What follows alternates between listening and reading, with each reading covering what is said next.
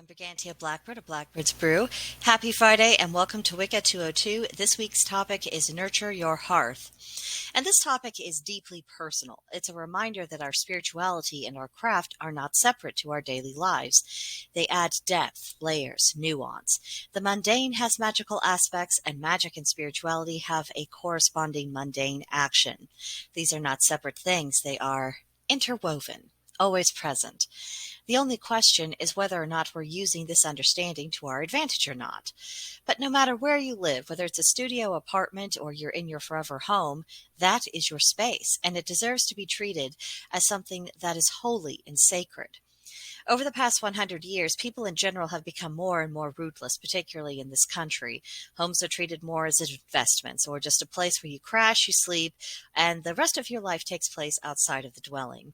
And this has led to a longing for people to feel more at home where they live, which is why we've seen such an explosion of design and decorating shows, and aesthetics like cottagecore have become very popular, not just because they are visually pleasing and they tap into some nostalgia, but because there's a sense that a home in that style it will feel good, comforting, and that there will be love there.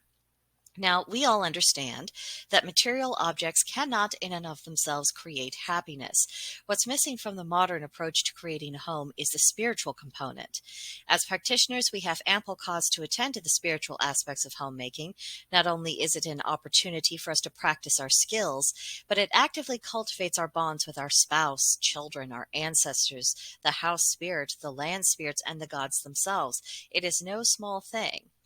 Now, if you've happened to catch any of the Pagan Housewives series, you'll know that there is no shortage of ways to make use of the energies that are naturally present within the home. It's mostly just a matter of changing your perspective and consciously recognizing that they're there, that there is a magical and spiritual aspect to all the things around you, whether they're animate or inanimate. And thinking in that way, it comes with time and practice. And thankfully, you don't have to try to completely overhaul your thinking process all at once.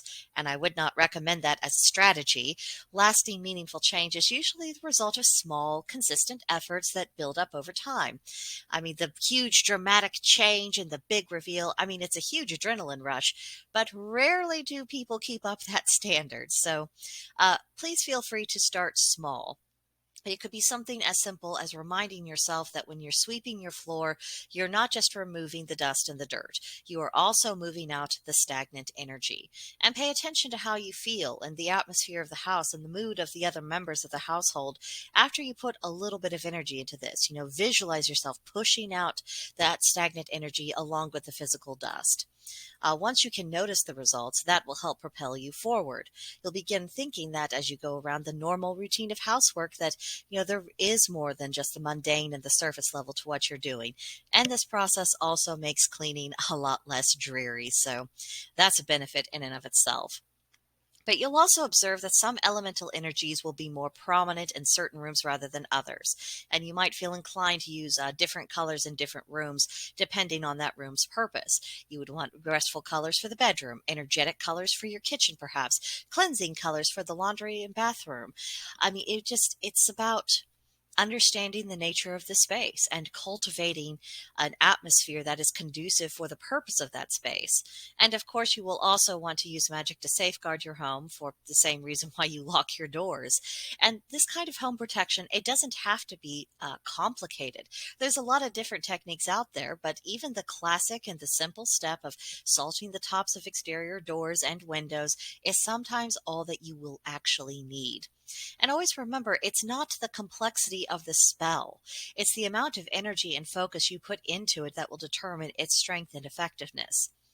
Now, possibly the second biggest challenge is making that emotional investment into your home. Awakening and directing the spiritual and the magical energies is not going to be a paint-by-numbers affair, and you can't go into it half-heartedly and expect to achieve the results you're hoping for, because this isn't a mental process. It involves the mental process, but it's not restricted to that. It requires the investment of the heart and of the soul, and you being willing to root where you are planted, even if one day you find yourself transplanted to another location. Are you willing in this moment to actually be where you are and to allow yourself to become a part of the place and the place a part of you? And I know, as always, A lot easier said than done. And perhaps you don't currently live where you would want to live, or maybe you have moved around so often in your life and you haven't been in one place long enough for it to even feel worthwhile going to the effort of trying to create that sense of home and belonging. You could be recovering from trauma.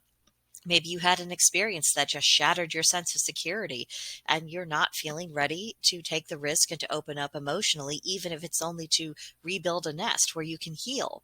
And if you feel anything that's blocking you from nurturing your hearth and making a home of where you live and practice your craft, then take the time to begin untangling that knot. It may not be a chore that you're looking forward to, but facing our internal obstacles goes along with the territory of becoming practitioners. The great work, after all, is the work of self-change.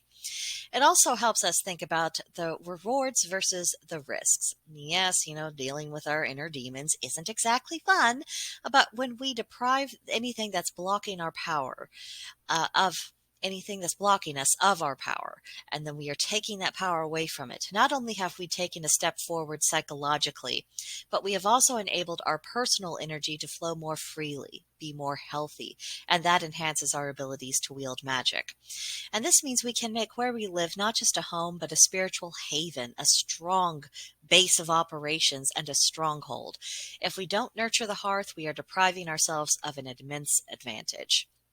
So, now for the homework for November 25th through December 1st. 1.